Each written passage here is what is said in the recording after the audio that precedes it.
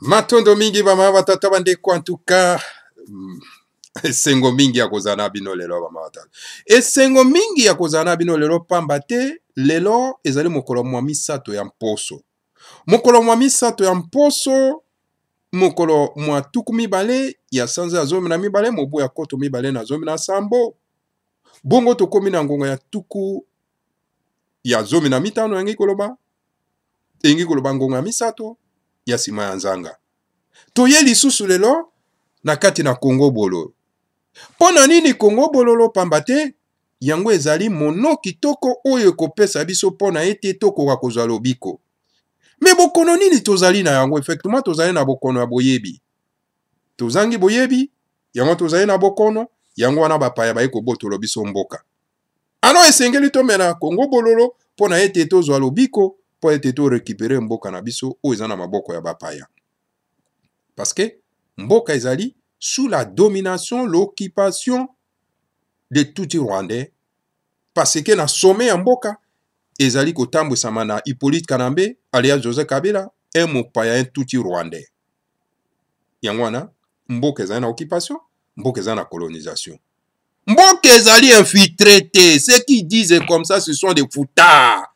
Ce sont les gens dont le cerveau est tout simplement na bakayou. Mboka ezali infiltré te, mboka ezali na occupation. Mboka ekoki kozala infiltré.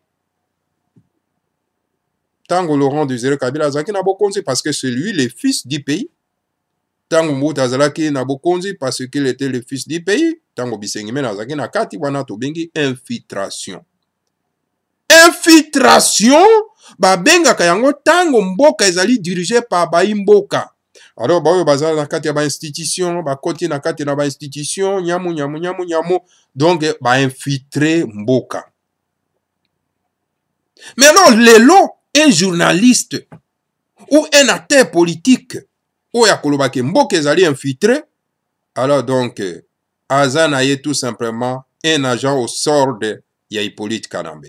Parce que aza ko reconnaître que Hippolyte Kanambe c'est un tout Rwandais oyo azali faussaire ya mboka oyo kobebisa mboka oyo kokonza ko représenter l'occupation à tout rwandaise. Voilà, bama batata bandeko. Donc, lelo, la République démocratique du Congo n'est pas infiltrée, c'est ezali colonisé, occupé par la minorité tout rwandaise. Vous comprenez? Voilà la différence de l'infiltration et l'occupation. L'infiltration est là dans un pays lorsque les fils du pays azoko simba mutu ya mboka pe azako tambusa mboka eke bapaya baye bakoti na kati ba infiltrer les institutions. Et Laurent disait Kabila avait pleinement raison que alobake mboka ezali infiltrer jusqu'au sommet de l'État. Voilà la raison pour laquelle Laurent Désiré Kabila alobaki bongo. Mais dans le stade actuel, Mboka ezali infiltré parce que celui qui est au sommet de l'État n'est pas un Congolais, c'est un tout Rwandais, Hippolyte Kanambe, Nokoya, James Kabarebe. Alors, c'est quoi yo journaliste, yo mwana mboka, oya kolobake mboka ezali infiltré. Soko lobo occupation, colonisation, occupation balobi non, wana eza langage ya nani ya Ngbanda, olobi au colonisation wana eza langage ya Fumanda Asemi. Mais bongo langage non infiltration, non. Vous êtes un agent des occupants. Faites attention de ce que vous dites. Alors soko yebite, kena pembe na bandeko ba sosolisa yo poko wa koyeba. Voilà bama batata bandeko bana lisanga antimati. Mboka ezali occupé, colonisé par la minorité tout rwandaise, qui ne sont même pas des Congolais, qui ne font même pas partie, il y a famille congolaise, c'est-à-dire que qui ne font pas partie à Mabota ou ils ont constitué la République démocratique du Congo. Donc, Mboka ezali occupé et non infiltré. Donc, langage, déclaration, il y a Laurent Désiré Kabila, na époque wana ezali actuel était poto ba sous infiltration. Voilà bama batata bandeko bana lisanga atimati. Toye lelo pona ete tokoka kolobela mosengo pamba te le grand maître Fumumanda Nsemi akomeli ye Congo dieto tokotanga Congo dieto bongo tokoya kokota sikoyo na développement bama batata bandeko lobi en tout cas ya solo na lobaki na bino ke na kotangela bino Congo dieto mibale ya mosengo pe ya conseil oyo le grand maître apesaki na ba membre ya Bunduli ya Mayala kasi tellement que ba coup de fil elekaki trop na kati ya studio yango wana esalaki ke nakoka kointerrompre pe nakoka solo mpenza kotika Congo dieto wana nakoka kotanga yango na mokolo mwa lelo mercredi. Alors voilà bama batata bandeko yango wana ye lisusu lelo tomekana kotia Congo dieto liboso na mesa bongo na nsima tokoya kodecortike yango bama batata bandeko toyokana nango na bokebi nyonso. Congo dieto 32-77, le grand maître de la sagesse Congo dit que la politique n'est pas réservée aux voyous. Politique ezali réservée na ba voyou te, ba voyou lokola bana. Banane. Ba Kalunda Motombe alias Caleb, c'est un voyou. Kalunda Motombe c'est un voyou parce que celui qui tue ses propres frères Bantou, c'est un voyou. Celui qui place Nakati Mboka, une organisation terroriste qu'on appelle ANER, c'est un voyou.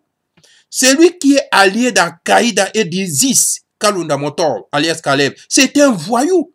Alors, Mboka Koui Kozala, réservé pour na voyou loko la batouanate.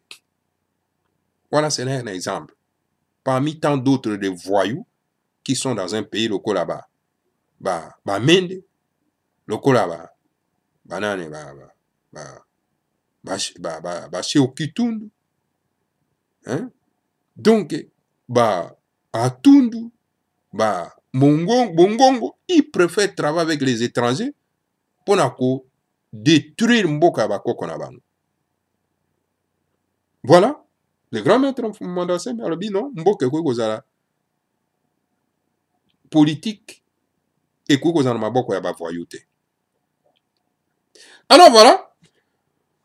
Monseigneur Makarios de Chypre a autrefois été le chef de l'État de Chypre. Oui, Monseigneur Makarios. Ou Azalaki kuna na mboka ya Chypre. Mais Azalaki mokonzi ya Chypre, chef de l'État. Monseigneur. Chef de l'État. Mais parce que bango baloba non mais écoutez ce que moto a politique ko se mélanger na politique té to landa na bokebe to kwa ko décortiquer lokuta na bino to ko memango lelo to ko bimisango na mpoasa lokuta ekoti ko be lokuta to ko bimisango na mpoasa lelo. L'abbé Fulbert Youlou a été le premier président du Congo Brazzaville. L'abbé, je vais dire, Bolimbisi, Fulbert Youlou, Azalaki, le premier président, il y a République du Congo, c'est-à-dire Congo-Brazzaville. Il y a Azalaki Abbé. Toujours renuméré, binonana. Toujours ken. Le roi Salomon de Jérusalem était roi Salomon. Oui, roi Salomon. Était le grand sage de Dieu qui a à la fois été roi et prêtre, roi Salomon. Wazalaki mutuna bwanya ya nzambe, wazalaki mokonzi, nkumu, pe mulakisi malamu, na mboka na Jérusalem. Il est dit dans la Bible que lorsque le Christ Jésus reviendra sur la terre, il sera roi et prêtre. Il sera roi signifie qu'il fera la politique. Et il sera prêtre signifie qu'il sera un religieux. Et comment mina mokanda na ya bapaya otobengi Biblia? Mokanda na bonzambe na bapaya otobengi Biblia. Balobi ete Yesu oyo ba chrétien na ba christianiser bazela kaka koya. babi ntango ya koya akozala nkumu mpe akozala molakisi malamu. Nkumu nkumu elingi koloba nini? Bino bato boyebi nkumu, moto soki azali nkumu azali na bokonzi no, ekandi moto azali na bokonzi azosala nini? Azosala politiki. Oyoki ngai malamu. Soki balobi ke Yesu ntango akoya akozala nkumu, sadi akosala nini? Akosala politiki. Eske ozoyoka ngai? Akosala nini? Akosala politiki. Eke soki balobi ke akozala prêtre, molakisi, c'est-à-dire que akosokipe na makambo etali bonzambe. Token. Ainsi, nous disons au cardinal Mosengo de ne pas écouter les baratins des petits enfants qui ne savent pas ce qu'ils disent. La nation congolaise est confrontée à un sérieux problème de récupération de sa souveraineté d'État qui implique qu'au sommet de l'État congolais, il doit y avoir un président congolais et non un Tutsi rwandais, car au Rwanda, on ne les permettra jamais qu'un Congolais puisse devenir leur président. Alors, Yangwana, bama batata bandeko, tolobi boy, tolobi na Cardinal Mosengo ete, ayoka bana mike te o bayebi makambo te. O bazo kolobaka pamba. Congo, mboka ya Congo, en tout cas, ezali confronté na makambo ebele. Na pasi mingi, ba problème etondi na kati ya mboka. Problème ya Congo ezali pona ko récupérer bosomi na biso oyo ezali na maboko ya batuti rwandais oyo bakoti biso na kati ya mboka oyo tina mokonzi ya mboka mopaya tuti rwandais Hippolyte Kanambe alias José Kabila. Alors bama batata bandeko esengeli tosala bokasi nyonso pona ete tokoka ko récupérer bosomi ya mboka na biso po ete présidence ya république ezonga na maboko ya mwana ya mboka. Pamba te na mboka ya Rwanda bakoki kondima tete mongala mongo moluba mokongo mobembe lokele mosakata akoka kokoma mokonzi na mboka na bango ya Rwanda. Est-ce que boza mato ya koyoka? Est-ce que pena bozo yoka bino ba journaliste boza na kati ya mboka? O oribi bozo bunda soki na mopepe na ebite. Est-ce que bozo koyoka? Soki bozo bunda solo. Bongo ndenge bozo tanga komba fu mumanda semite. Bato na lokuta. Boza bato akanyaka te. Bino boza bato akanyaka. En Israël, ce sont des religieux qui sont des ultranationalistes juifs pour la défense de la terre d'Israël. Kenda na imboka na Israël. Oyo bino bokendaka kotia mitu na bino na mi lamentation na bakoko ya baninga. Boyoka ta soni to ba politicien ba polate. Bokenda kuna na Israël. Ce sont les ultranationalistes, ce sont les religieux oyo basalaka politique kuna oyo baza ko défendre mabele ya bakoko na bango. Ainsi tolanda bokebi. Ainsi la RDC, les religieux licides doivent conduire les brebis dans la voie où on assure la souveraineté de l'État congolais. Ingeta ibobo. Yangwana, na mboka ya Congo, esengeli. Baimboko baza na kati na bonzambe, bakoka komema bampate na bango, na nzela ya bosomi.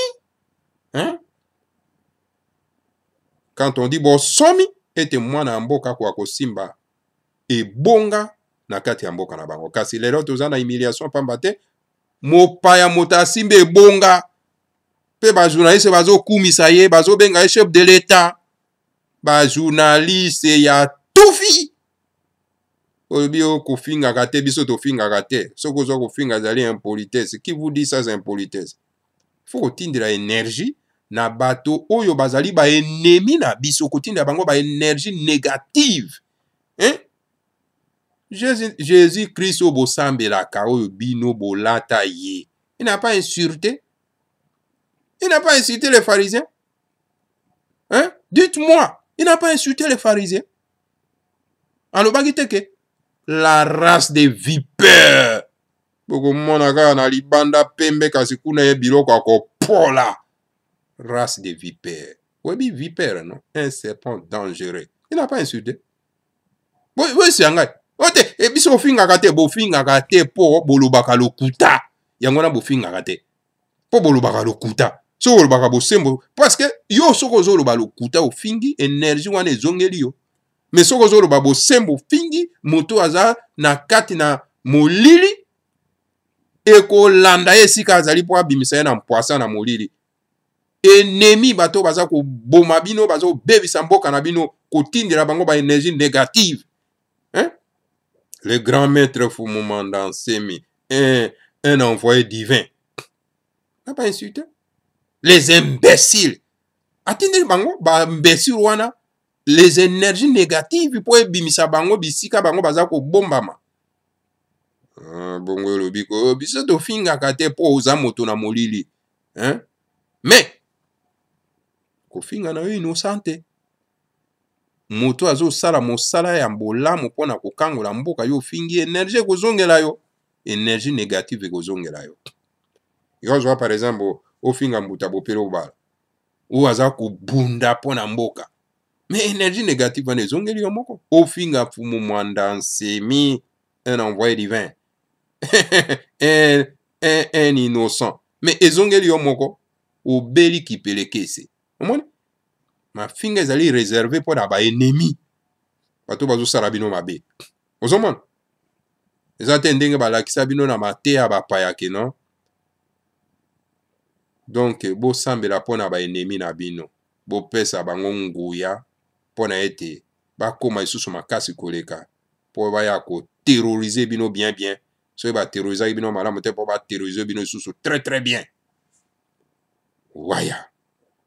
Voilà bama batata bandeko bana lisanga antimati wana message oyo le grand maître Fumumanda Nsemi atindeli na mosengo parce que kuna na mboka toza koyoka ba faux politiciens et les faux journalistes ils continuent à propager ba message wana que non mais écoutez religion etikaka na makamba religion politique na etikaka politique na ebisa bino ndenge wana que non politique na religion etambolaka nzela moko te. Nana ye bino bozwa ba notion wana wapi na lobi bino bozwa ba notion ya lokuta wana wapi ba miyibi boza ba miyibi te bino bato boloba ndenge boza ba miyibi.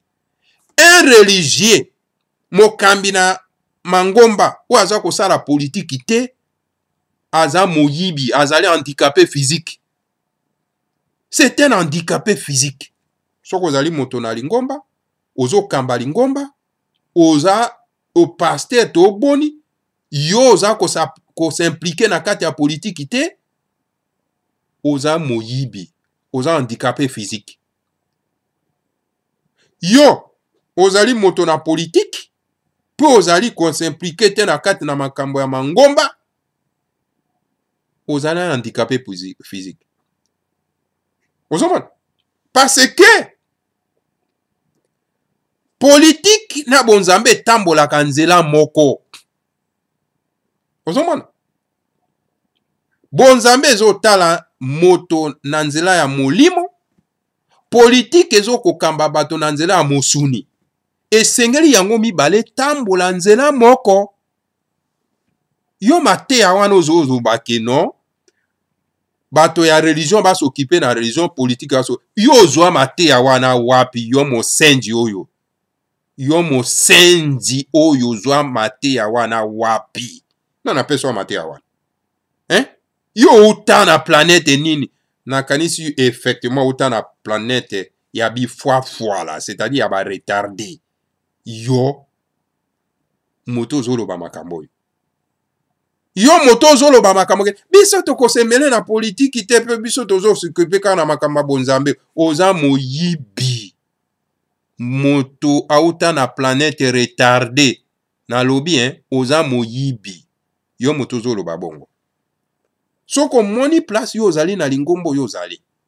Eke mokonzi ya lingomba wana aza ko s'impliquer na kambo ya politique te ndenge mboka eza ko beba ndenge zo beba boy politique kanambe ale zo kabila zo bebisa mboka mwana ya tuti ndenge ba tuti Rwanda bazo ko occupé ko bebisa mboka eke yo mokonzi ya lingomba oza ko s'impliquer te oza kopamela te yo ozali ennemi ya baimboka oza ennemi ya baimboka ozomona kende na bamboka nyonso tu ya mokili bama batata bandeko bareligie nde bango bazalaka badefenseur ya mabele ezali te ke yo oza na bato wana mosala na yo kaka osengaka mabonza epa na bango batondiselaka mabonza na kati na bitero na bino yo olobi osokipe na politiki te me siko soki bato wana bavandi malamu te bazolia malamu te bazokenda misala te me bakosumuka te ntango bango bakosumuka mate oyo oza kopesa bango okenda zero esengeli osokipe na politiki po ete bato balia malamu balala malamu na ntango wana bato bakosumuka te mama batata bandeko banalisanga atima te mpo na nini bino bozali wana mpo na kokosa bandeko na biso me kasi biso toye bana bilaka ayaya bana bilaka bakompanyantere ya motindami ya nzambe ya mpungu tulendo mfumu mwanda nsemi bana bilaka baye mpo na korelie message na ye na bino bato boyokaka te mpo bokoka koyoka boyokaka te mpo nani alors donc yango wana esengeli mosengo asimplike na politike mosengo soki oza koyoka ngai esengeli osimplike na politike mpo ngonga yango nde yango oyo baimboka oyo baza na kati na bonzambe batelemaka mpo na kodefendre bana na bango hein? Le peuple congolais est en danger alors esengeli bato na bonzambe basimplike soki boza mpena bato ya bonzambe ya solo mais soki bosimplike te na makambo ya situation toza nango lelo ya politike ya kati ya mboka ce qui fait que bino bozali bato ya bonzambe ya solo te bozali bato na bonzambe ya lokuta donc bozali bato na bosatana bato na bosatana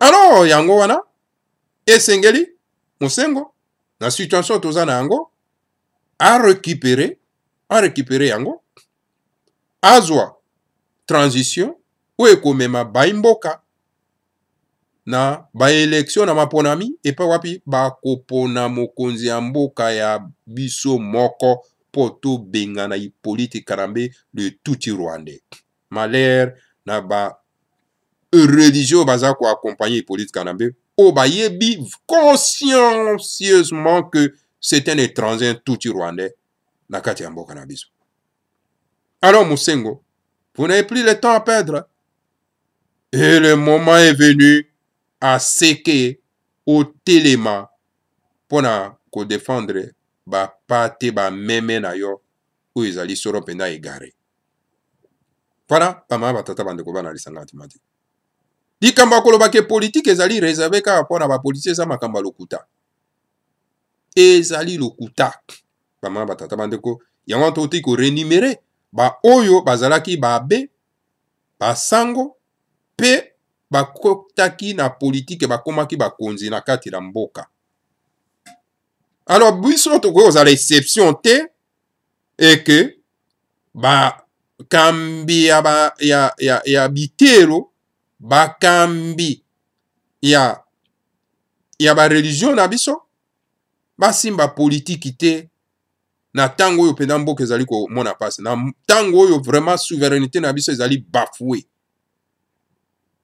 alors esengeli mosengo asimplike activement na kati ya politike ya mboka mpona kobengana mopaya mosengo soki asali yango te azali complice non assistance de la personne en danger car le peuple congolais pleure car le congolais souffre car le congolais meurt alors bakongolais bazokufa bazolela bazosouffrire yo vandi wana olobaka kaka mokonzi azala na bino me bakongolais bakoloba azala na biso te azala kaka na yo mpo yo oliaka malamu olalaka malamu olataka malamu alors yango wana po ete bakongolais bareplike ndenge wana te esengeli olukela bango bonheur bolamu tala bama batata bandeko bana lisanga atimati.